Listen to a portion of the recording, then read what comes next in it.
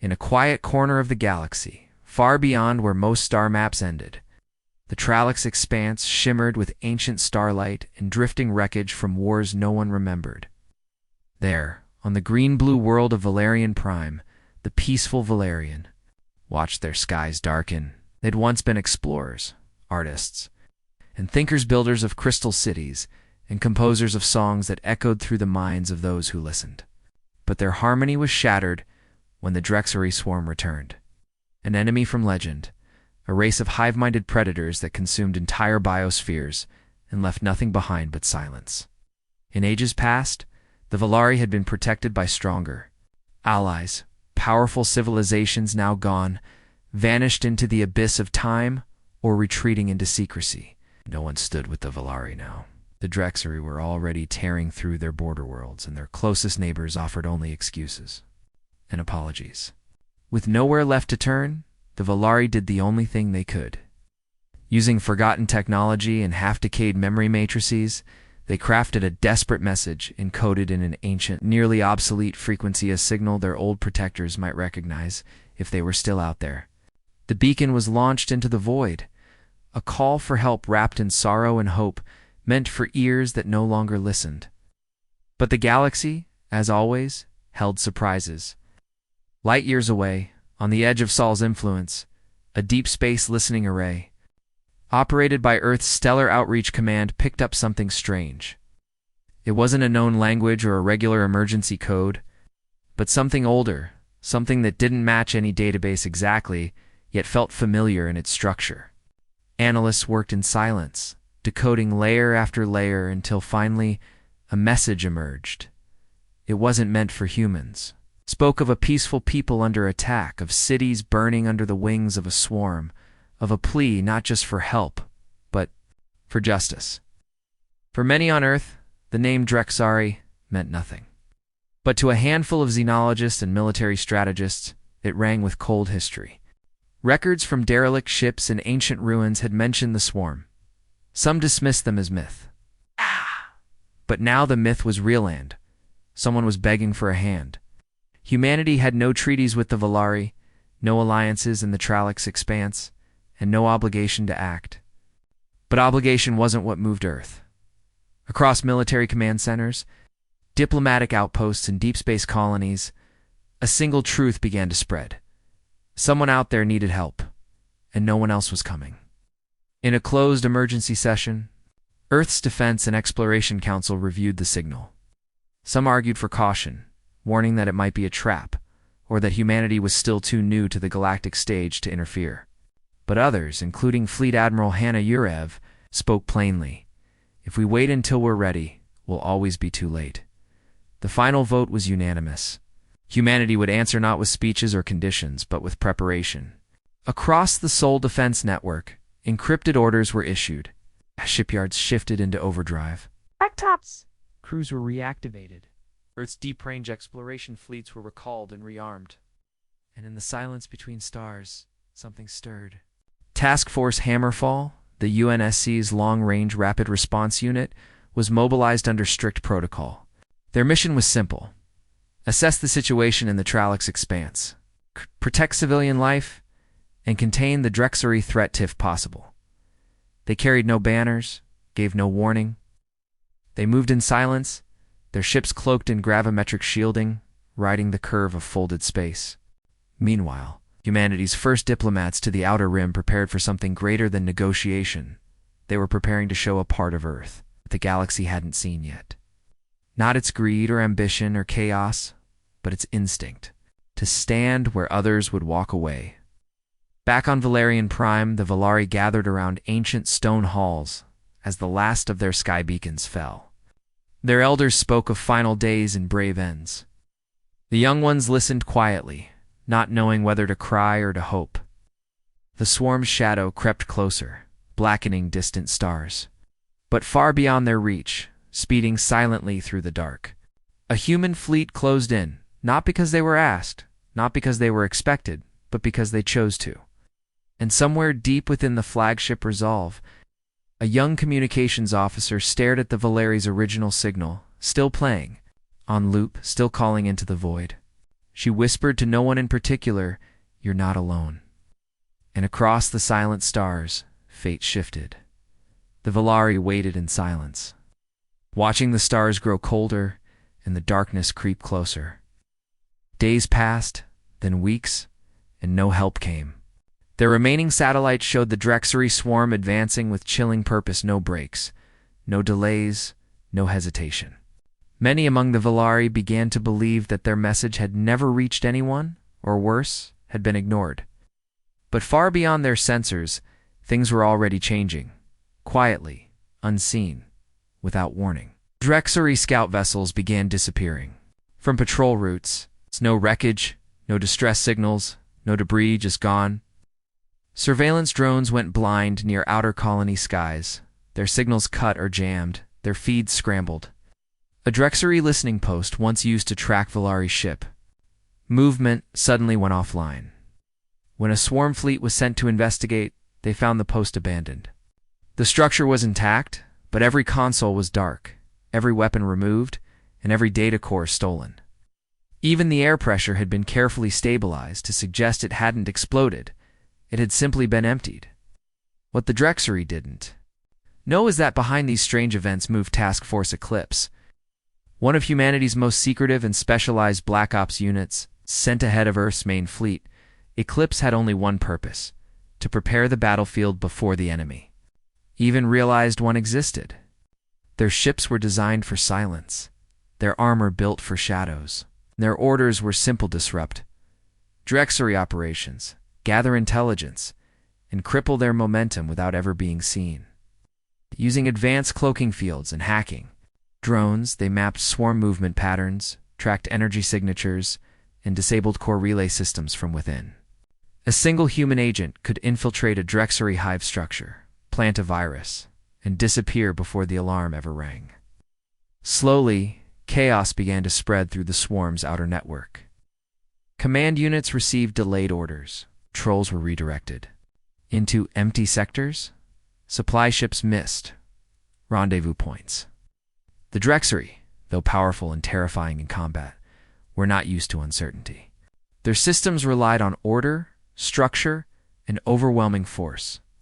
But now, something was cutting through their plans like a knife through silk. And though they still marched forward, a strange hesitation crept into their pattern.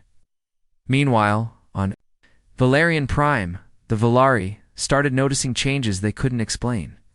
Minor colonies that should have been attacked were suddenly untouched. A mining outpost that had lost all contact days ago suddenly reconnected with systems intact.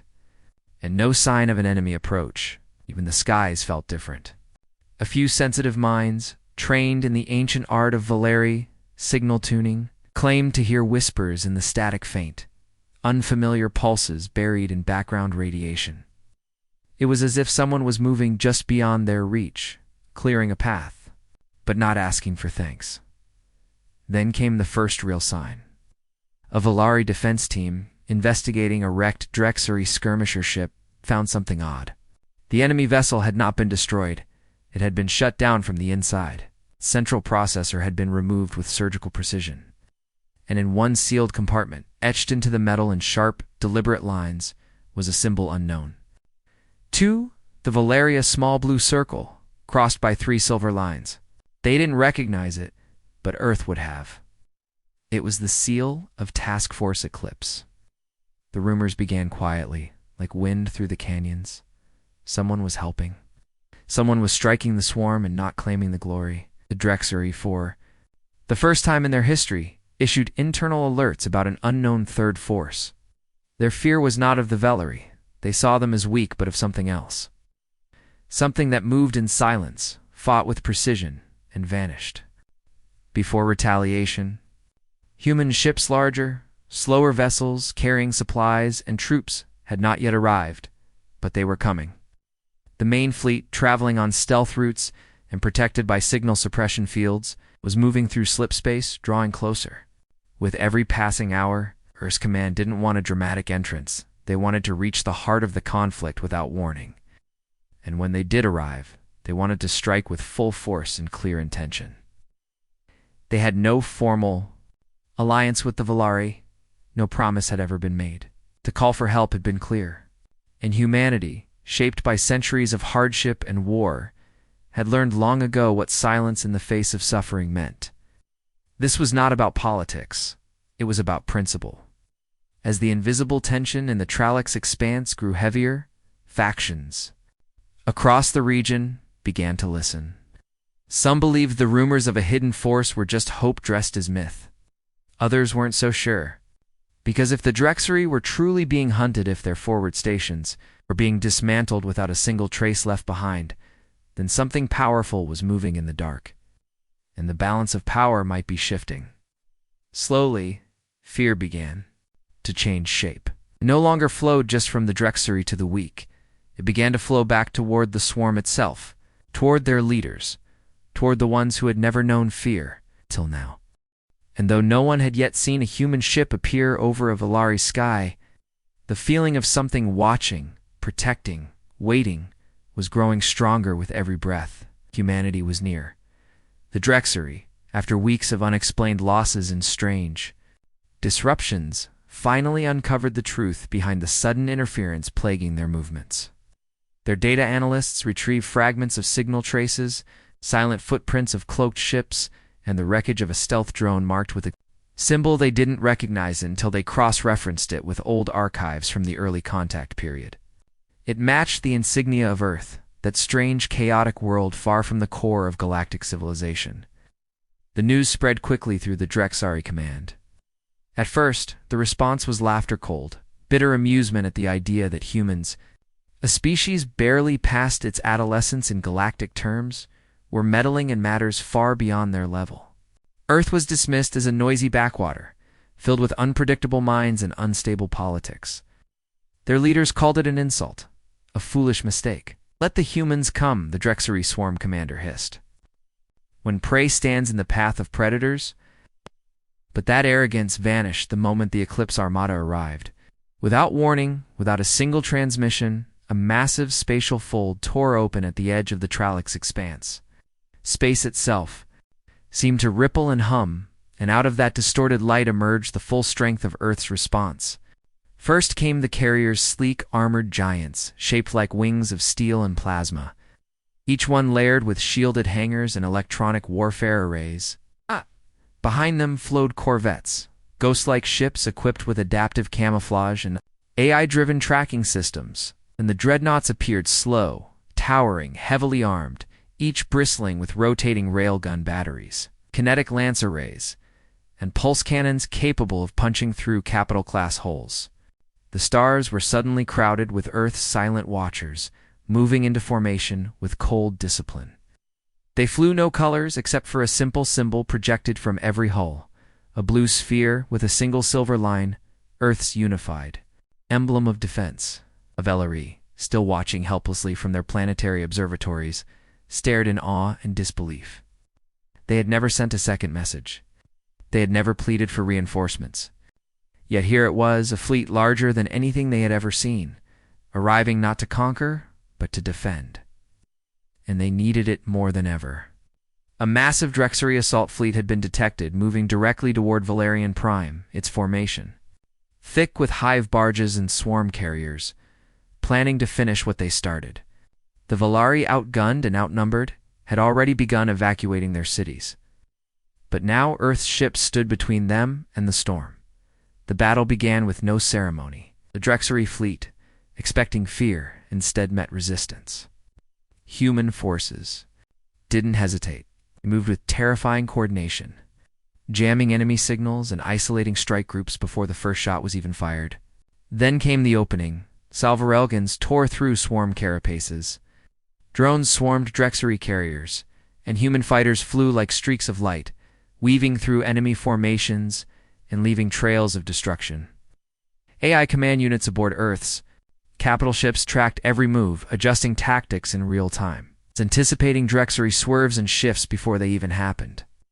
Drexery warbeasts roared across, comes in confusion as their usual swarm tactics were neutralized by calculated counters and brutal focus fire. Humanity didn't match the swarm in number, but they didn't need to. Their technology was precise. Their fleet formation was like a blade sliding through armor. Their goal was clear: protect Valerian Prime, destroy the threat, and leave nothing standing that could try again. The Drexari realized too late that they had made a mistake. The humans were not prey. They were not spectators. They were defenders, shaped by a past of hardship and a future they refused to surrender.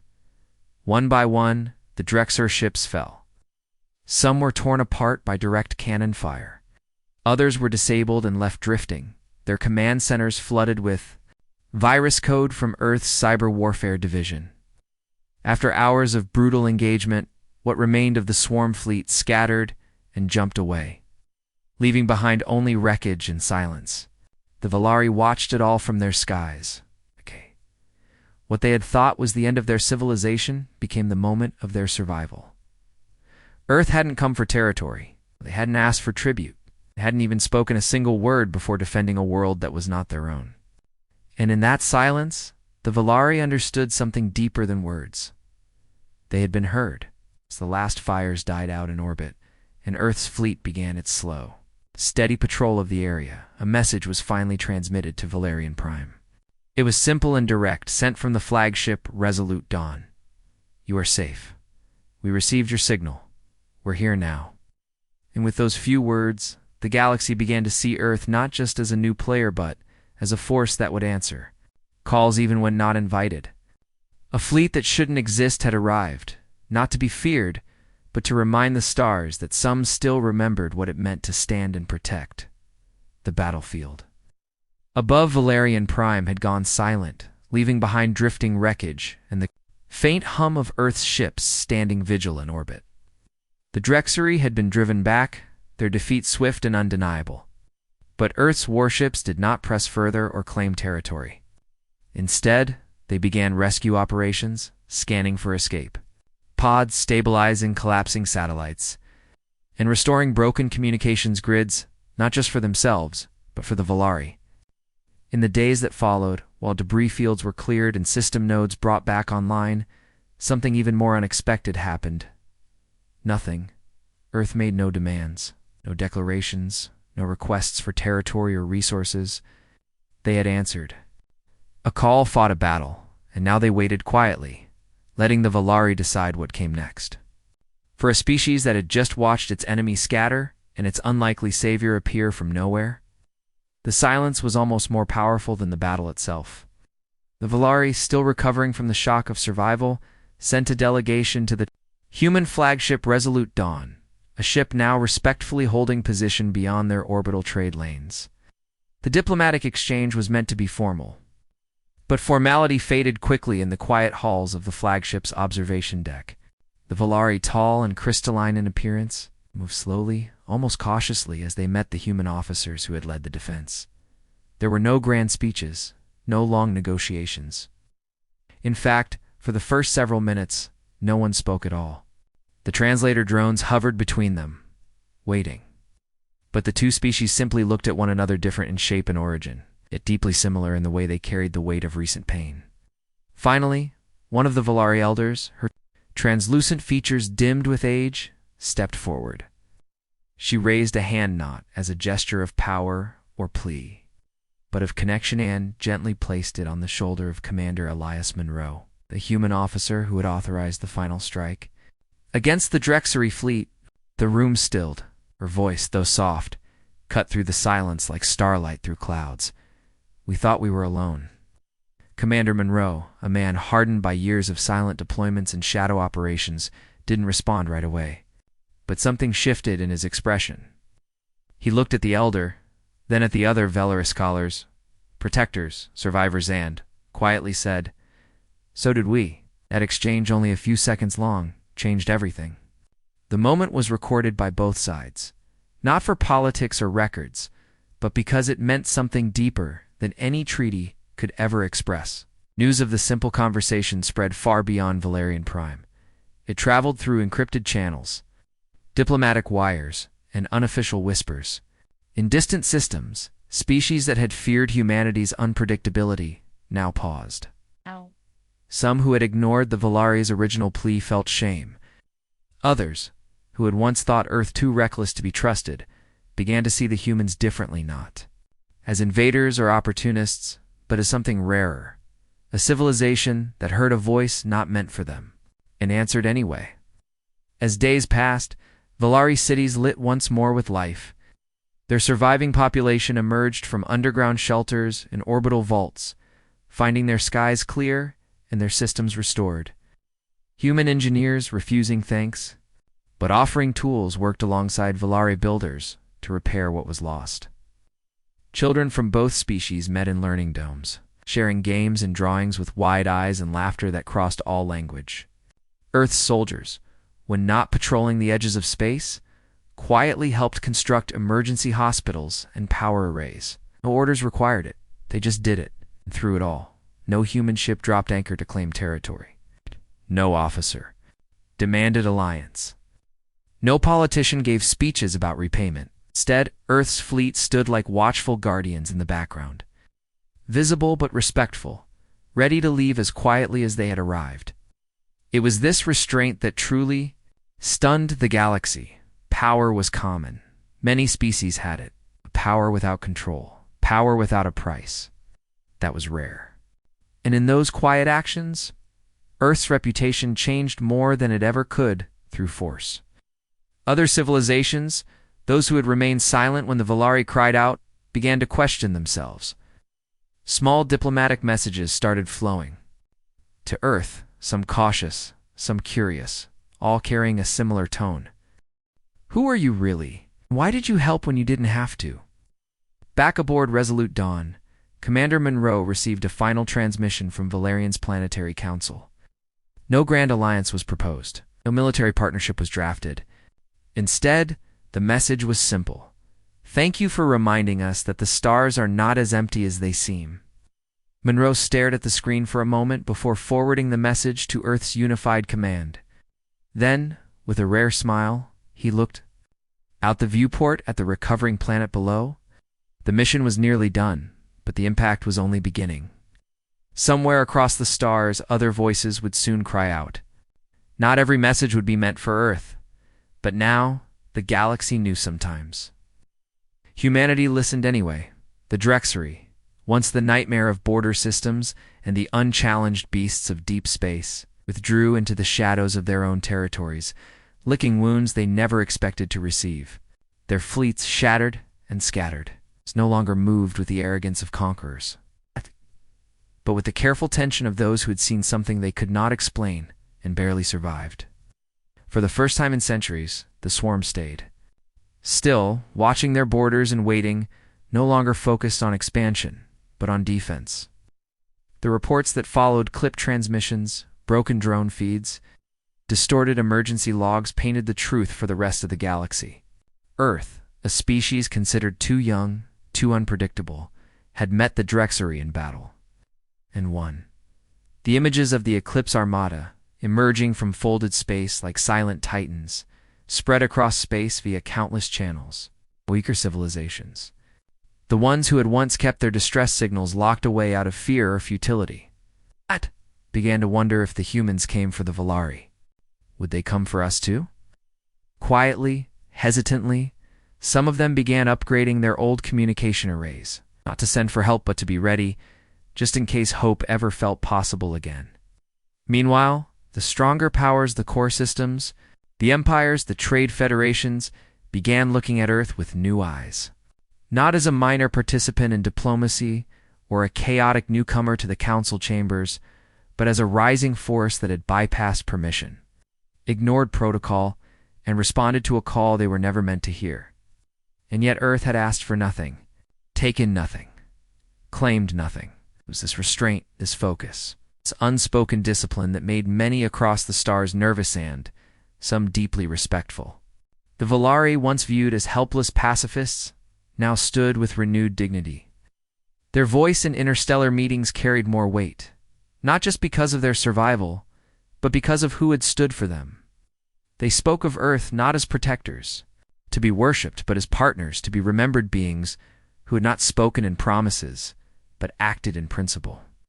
When Earth's fleet began to leave the Valari system, they did so with silent precision. No parades, No long farewells, no banners, waving. But as the last wave of dreadnoughts passed beyond the outer moons, the Volari lit a new beacon in orbit, not a distress signal this time, but a broadcast tuned to every frequency used across civilized space. The message was short, no speech, no introductions, just 3 words repeated in every language known. We heard you. And beneath those words, the signal carried the emblem of Earth, simple, understated, and now impossible to ignore. The beacon did not pulse in red, like emergency transmissions. It glowed in calm white and blue, steady and clear, like a lighthouse in the dark. Across the galaxy, ships passing near neutral zones received the signal and forwarded it to relay stations. Intelligence agencies paused to verify its origin, then chose to let it spread. No one tried to block it. Even the Drexery, bitter and silent in their deep hives, did not dare jam it, because they, too, had been heard, just not in the way they expected. And for many, especially those who had suffered in silence for too long, the message meant more than any treaty.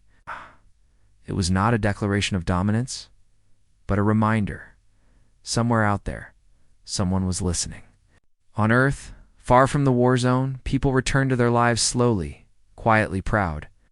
Most citizens would never know the full details of what happened in the Tralix expanse. But those who did, the families of the crews, the builders of the ships, the planners in hidden rooms, knew what they had done, and knew that the stars, once cold and distant, now carried a whisper of human spirit. For though Earth had only touched the edge of galactic affairs, it had left a mark not of force but of courage. The courage to respond, the courage to stand, without reward, the courage to help because it was right. In a distant station at the edge of known space, a young alien technician tuned his receiver, hoping for guidance. His people had long been isolated, too afraid to reach out, too small to be noticed. When he caught the signal, just those 3 words, his eyes widened, stared at the screen, whispered the translation aloud. And for the first time in his life, he considered sending a message of his own. Because sometimes, a call for help is not answered by the closest. Sometimes, it's answered by the bravest. And from that day forward, the galaxy remembered that when the Volari called into the dark, they were not ignored. They were heard. And humanity, once seen as too small to matter, had become something more. Not rulers, not conquerors, but something older, rarer, and stronger, defenders of the voice that was almost lost.